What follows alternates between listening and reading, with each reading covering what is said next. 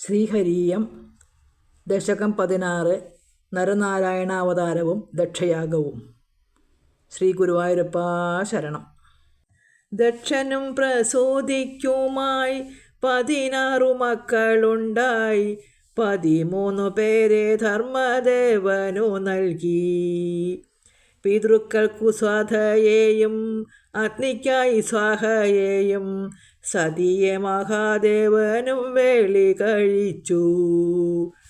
ധർമ്മദേവ പത്നിയായ മൂർത്തിയിങ്കൽ ജനിച്ചല്ലോ നരനാരായണന്മാരാം ലോകപൂജിതർ.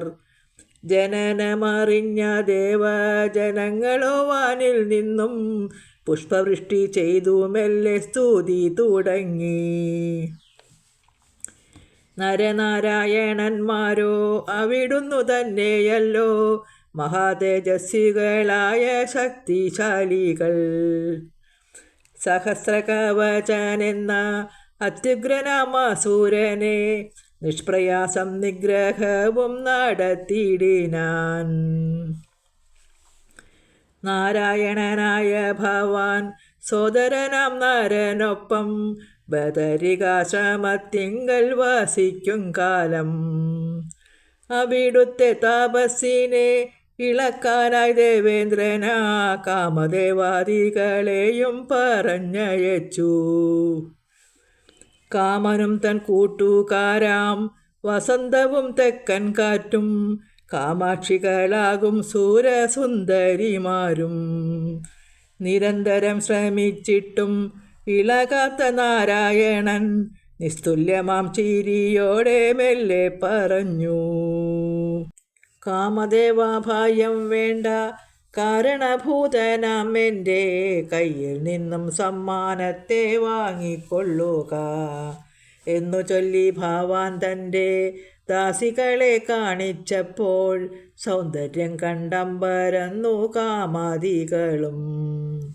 അവിടുത്തെ മോഹിപ്പിക്കാൻ എത്തിയ കാമാദികളോ ദാസിജന സുഗന്ധത്താൽ മോഹിതരായി. അവിടുന്നു സമ്മാനിച്ച ഉർവശിയോ നശിപ്പിച്ചു ദേവസുന്ദരികളുടെ സൗന്ദര്യമതം. അങ്ങയുടെ മാഹാത്മ്യത്താൽ വ്യാകുലനായി തീർന്നു ഇന്ദ്രൻ. അവിടുത്തെ അവതാരം അത്ഭുതം തന്നെ.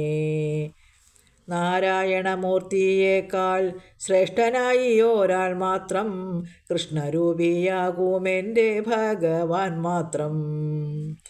ബ്രഹ്മപുത്രനായ ദക്ഷൻ വിവേകശൂന്യനുമായി ബ്രഹ്മസ്വരൂപിയിൽ പോലും ഭക്തിയില്ലാതായി.